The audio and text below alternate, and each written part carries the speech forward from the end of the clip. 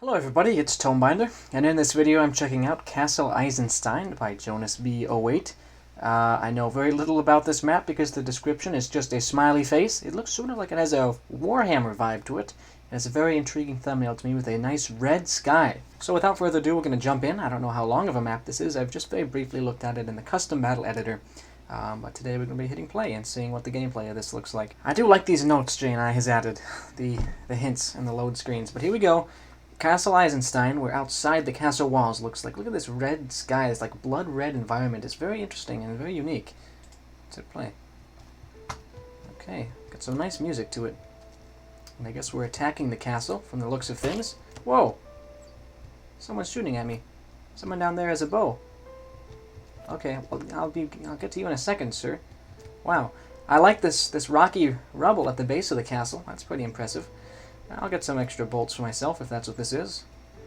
Maybe I'm not able to pick it. Okay, you know what? That's it. I'm gonna charge. First, I have to stab this guy, probably. Yeah. Okay, so we've got some nice scripting in play. We've got, well, at least in the sound design department here, we've got some music. We've got some death sounds. Level of detail is nice in this outer part, but I wish I knew more of the story behind this map. Why am I attacking Castle Eisenstein? And of course, this red crosshair that I use makes it a bit difficult for me to aim this. Whoa! I almost died to that trap. Holy cow, that was dangerous. Is this guy going to walk into the trap? No. We've got like a blood red, like a lava. Is that a lava ocean? It's hard to tell. We have a red ocean and a red sky and a tough group of guards out here with some nice sound design. I guess we'll push in here to the main gate. It's an impressive structure. Some wind sounds or something to add to the immersion might help too. But if you keep it as is, I think that works just as well.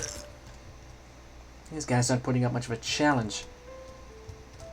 Oh, nice, we get to go into... Oh, now this is... Look at how crammed full of detail and rubble this is. This is well put together for sure. It's very tight. Nicely done on this ambience here. And we sneak through it to get to a new room. Now that is a nice secret passageway. I wish more people did stuff like that. There's more like unconventional ways to have secret passages to get from place to place, so it's not just rectangular hallways all the time. Yeah, there's a ton of nice rubble and rocky destruction throughout this whole castle. Crammed with detail. Got some nice cells here, which all their prisoners seem to have been killed, sadly. But we can at least take revenge on the guards with our sword. Reminds me a little bit of Dark Souls in its setting, but I don't think it is meant to be Dark Souls. I think it's meant to be more like Warhammer. Let's take a look and see if I can talk to this guy. I can't. He's just bleeding out. Well, I'm not gonna finish him off. Would we happen to get any supplies if we cut open this crate? Now again, I'm just operating off a description that's literally just a smiley face, so you'll have to forgive me if I miss some details here. But I'm gonna be as attentive as I can. Yeah, this is how a medieval map should look. It should be absolutely packed with detail, because there's just so many different objects you can use for a medieval map. And he does that quite well. Alright. Oh my goodness, I just got one hit. I wonder what did that. Was there a guy with a maul or something? The only weapon that I've ever been known to be one hit by reliably in melee is the maul. So I'll give that another shot. Or I wonder if that was like a final boss or something that shot me or hit me when I couldn't see him. We'll see. Certainly not a particularly difficult map, but the most recent video I just recorded was Temporal Anomaly, which was fairly, brutal. So I don't mind this at all, actually.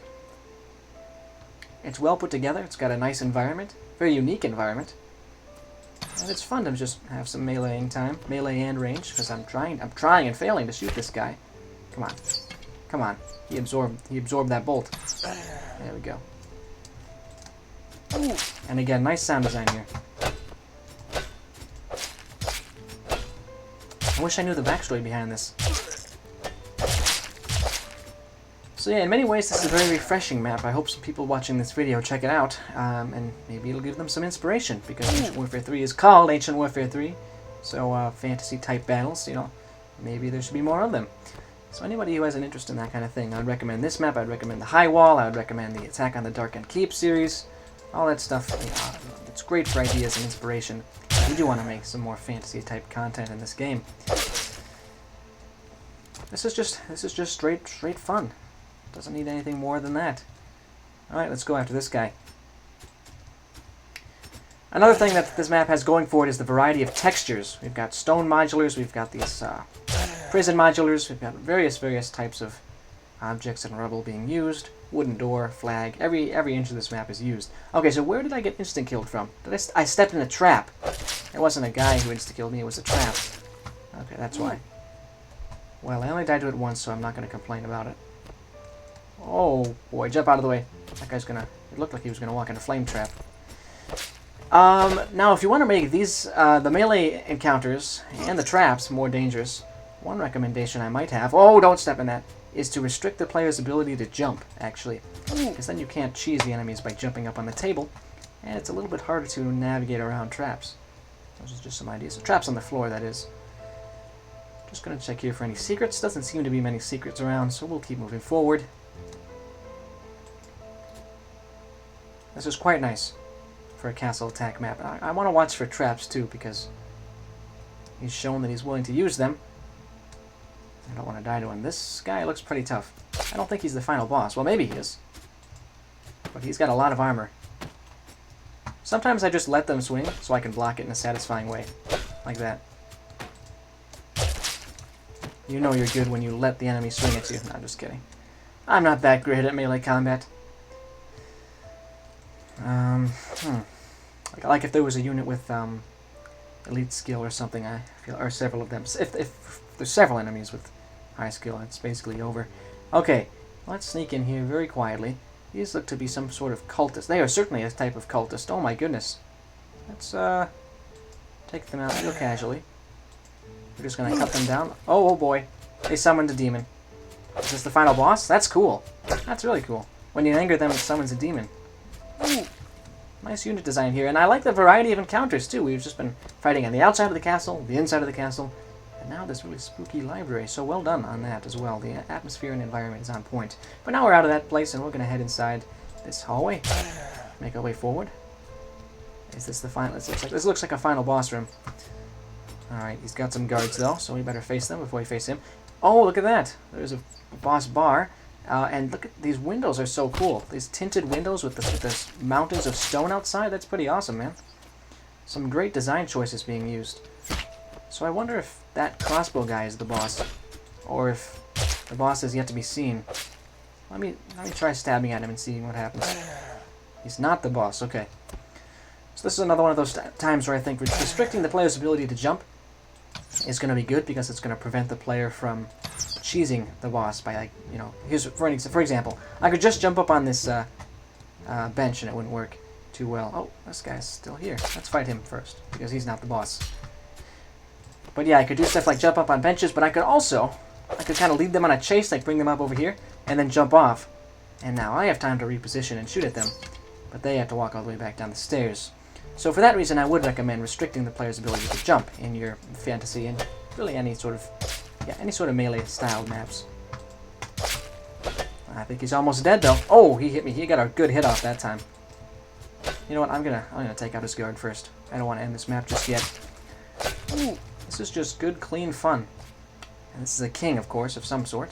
But he's been messed up by something. He looks very injured. Ooh, I took him out. Look at that. Victory. And look at this great environment outside with the red-tinted windows looking out upon it. Yeah, visually this map is top-notch. Now, I'm going to admit, the screenshot that you used for the thumbnail might not be as representative of these great interiors, so I would slightly change it, to be honest. I'll show you what I might do, just if you're interested in getting a few more clicks on your map.